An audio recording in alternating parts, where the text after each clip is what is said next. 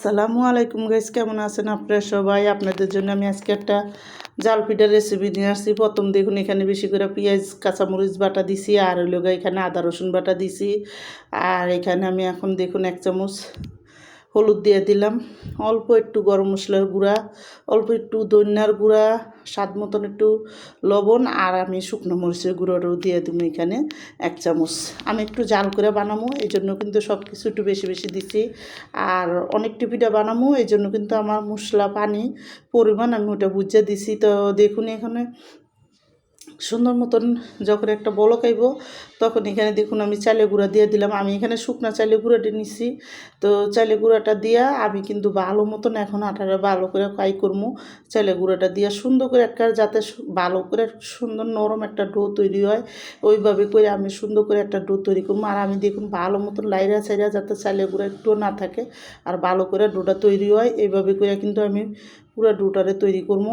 আর দেখুন হাত দিয়ে সুন্দর করে ডললে তারপরে কিন্তু আমি এখানে সুন্দর মতন আটাটা কাই করে তারপরে ইয়ে করে নিচ্ছি। আর আমি দেখুন এই করে তারপরে কিন্তু এখানে গরম গরম আটাটা পানির ভিতরে হাত দিয়ে দিয়ে আমি কিন্তু এটারে সুন্দর করে ডললে নিমু। আর ডললে ভালো করে তারপরে কিন্তু আমি এখানে পিঠাটা বানাবো।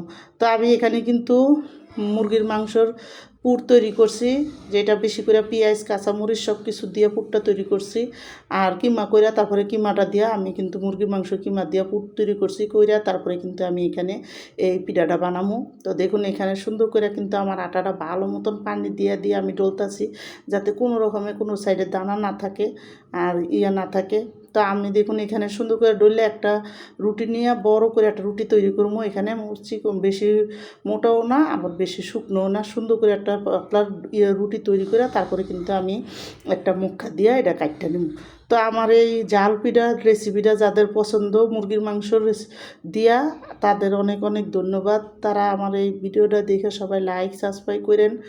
আর যারা যারা আমার ভিডিওটা দেখেন তাদের অনেক অনেক ধন্যবাদ। যারা যারা না দেখেন আপুরা ভাইয়েরা সবাই দেখে নিন। আর দেখুন আমি সুন্দর করে এরকম করে পুর ঢুকায় ঢুকায় একটা কাঁটা চামচ দিয়ে ডিজাইন দিয়ে তৈরি করে নিব। আর আমি কিন্তু এই পিঠাটা বেশি করে বানায় ফ্রোজেন করে রাখবো, আর কিছু আপনাদের বাজ্যা দেখামো লগে লগে।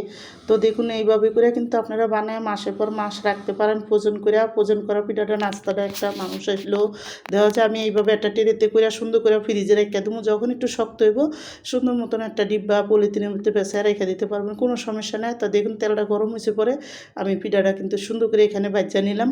আর ভাজ্যা তারপরে কিন্তু আমি সুন্দর মতন মশমশা হওয়ার পরে তেলটা সাইডটা পিঠাটি নামাই দিলাম। তো কিন্তু দেখুন আমার পিঠাটি সুন্দর করে দিকে ভাজা শেষ। তো আর বাদ বাই যে পিঠাটা আছে ওইটাও আমি দিয়ে দেবো, আপনারা দেখেন। তো দেখুন আমার পিঠাটি বানান শেষ হয়েছে।